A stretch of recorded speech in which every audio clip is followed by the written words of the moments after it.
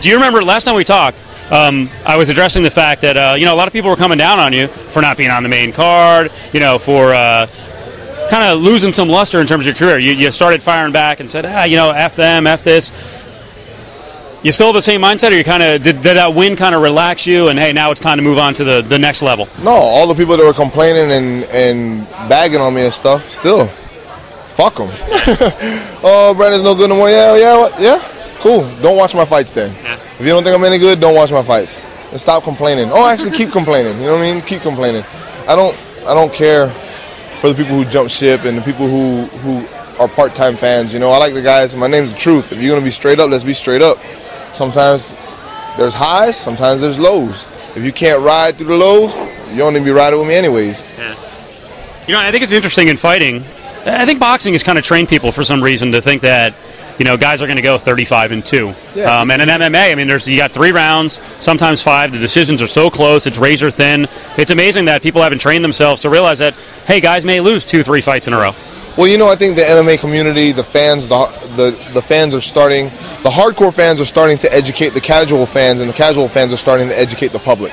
So I think it's getting better. It's getting a lot better. And we don't get no chumps. The UFC, Joe Silva doesn't call you and say, hey, you're going to fight this guy, man. He's only got 2 wins and 74 losses. We don't get people like that, In boxing, they pay guys to lose, it's crazy. You don't get no chumps. You don't get no easy fights. So it's going to be hard. And plus, we're all human. We're all going to make mistakes. We're all going to have our problems, things that we're going through. I have to get your reaction to Mark Munoz. So and you know what? I knew a lot about Mark, and I talked to him, and I was confident he was going to do well. Yeah. What happened in the fight? Because it kind of looked like some of the stuff he talked about in terms of bad habits. He went back to him because he was talking about, hey, I'm not going to duck. I'm not going to put my head down against Hamill. And then he goes in there, and that's how he was kind of defending himself. If we sum it up in a nutshell, I trained with Mark. Mark's in phenomenal shape. He was dropping his hands and crossing his feet and breathing with his mouth open. We'll just sum it up in one thing. It's the UFC jitters. First time UFC jitters. At the very end of the evening, we were back at the hotel having a couple drinks, and Mark told me he couldn't move his feet. And I remember the first time I fought in the UFC, I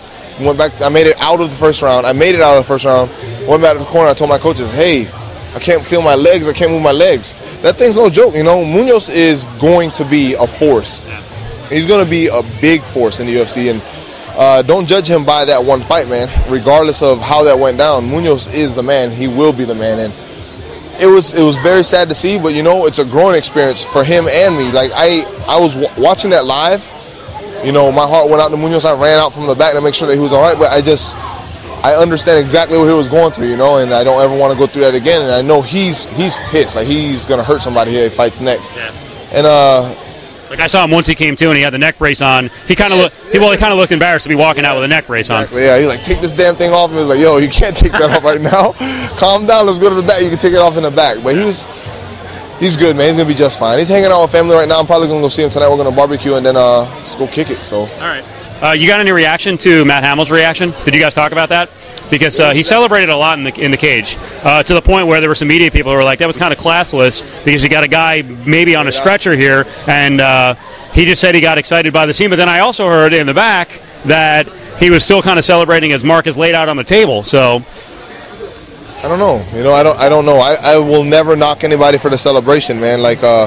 What fighters go through, what we go through to get to that point, all the hard work and all the effort that you put in to get that shining moment. That's like hitting the damn lottery. You know what I mean? When you win big. How are you going to act if somebody tells you, hey, you win $10 million? Mm-hmm. Do you care what other people think? Hell no. So, am I going to bang Hamill for what he did? Hell no. That was Hamill's celebration. Am I pissed that he did it? Yeah, because Mark's my boy.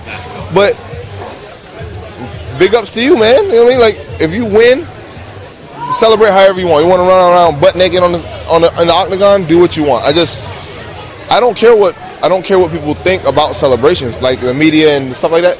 Dude, you finally got what you were looking. You got something. You know what I mean? Right. I'm not worried about nobody else. Well, I hear a lot of media guys and fans write about antics in the cage. Like a lot of people got on Rashad Evans for kind of grabbing his groin and putting his fist out. And I don't know. My take is maybe there's something that crosses the line. I haven't really seen it yet, but I also think there has to be some showmanship to this.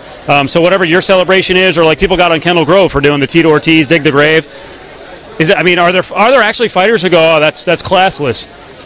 I have never heard one fighter bag on another fighter about their celebration. Yeah. Everybody's like, oh, that's pretty cool. Oh, that's pretty cool. Just because, man, that's true expression of your inner self. After you win, whatever's inside you is going to come out. Right. And I mean, everybody, all the fighters understand they're having a good time with it. I mean, you just won in a big, huge way. Give me mine, you know what I mean? Mm-hmm. It's our time to shine. Let them do what they want to do. Yeah. I saw Nick Diaz did an interview last week for their Strikeforce press conference and, the upcoming event. And someone asked him about class, and he's like, you know what, enough with the class thing. I mean, and Nick's a little wacky, but I mean, he went off. He's like, hey, we're already knee deep in this, all right? And there is an entertainment aspect to it, so then you're just going to have to deal with it, And it's Nick, man. Come on, man. I love the Diaz brothers, man. They don't give a shit about anything or anybody. I think it's cool. They're crazy as hell, man. So what do you think about the fight against Pat? I like the fight against Pat, yeah. I'm happy. I got to push the pace and see what it was like to go back to the corner after working in the first round, which I have never, ever done in my career. Right. And everybody's like, oh, you should have finished first round. I could have finished first round, yada, yada, yada. My coaches knew exactly what I was doing. I wanted to see what happens when I went back to the corner to sit down and see if I was tired. I wanted to find out what would happen after the first round was done. I come back out and I'm like, okay, we got to go again. I wanted to find out what happened, man. I'm super excited about the fight with Pat. I've been telling everybody I'm not trying to win fights no more. I'm just trying to hurt people. And that's, when I was doing that back in the day, I was destroying people. And that's where I'm back at now. I'm not going to try to win. I'm not going to try to make it look pretty. I actually started working with a lot of pro boxers and trying to slip. And I wasn't getting hit, but I wasn't hitting people back anymore. I was just trying to look pretty and busy. And I'm back to just trying to hurt people now. Like, if you're going to kick me, come kick me. It's going to be hell on earth when you fight me from now on. We're going to bang. If you want to go on the ground, cool. We're going to jiu-jitsu the hell out of each other, and I'm going to elbow you and punch you in the face until you don't want to be on top anymore. And when we get back up to our feet, I'm going to do the same thing all over again. Did you suffer any injuries at all in that fight, or are you pretty much 100%? 100%? So you can get back in there pretty quickly? Yeah, you can get back in there pretty quickly. We've been training. I didn't even take a week off. I was training. The week I got back, I trained 3 times that week already. So yeah, we jumped right back into training. So if they called you and said, hey, UFC 98, we need you. UFC 100, July. I mean, do you want to fight before July, or what's your targeted date? I don't know. It really depends on the opponent. Like, if it depends on who the opponent is, whether or not I'm going to need more prep time to prepare for that person's style. Like you've talked about Machida in the past, that he's nuts. Yeah, Machida would be a good one that I would need probably 6 to 8 weeks to prepare for. I wouldn't take him on a 2-week notice or 3-week notice, but Machida would be a good one. 6 to 8 week, yeah, I'd be good to go. And that bastard's good. Yeah, Machida's mean too now. And you feel like you should be in the mix with those guys, right? You should be going against top 10 205ers? Always, yeah. Rampage beat. I'm not going to hit, he did this, I did this. Yeah, I should be up there with the top 10. Yeah. Let's just leave it at that. Yeah. I'll even say top 5. And the people that's from 5 and under, if you mad at me, fuck. Well, we'll figure it out then. We'll figure it out in the octagon. Hey, so let me ask you, the early odds are out offshore on Machida and Evans, and they actually have Machida as a 2-1 favorite. He's a little smaller in Vegas. He's minus 160, but I was a little surprised by that.